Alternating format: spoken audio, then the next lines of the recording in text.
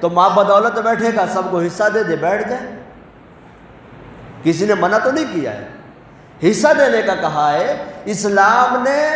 وراثت کی تقسیم کا حکم لگایا ہے، اسلام نے یہ نہیں کہا ہے سارے گھر سے باہر نکل جاؤ، جو پراپرٹی ہے ساری اٹھاؤ بیچو، اور بیچ کر سارے کے سارے جانا وہ تم لوگ اس کو پھر تقسیم کرو، تقسیم کرنے کے بعد اب جہاں جانا ہے جا مرو۔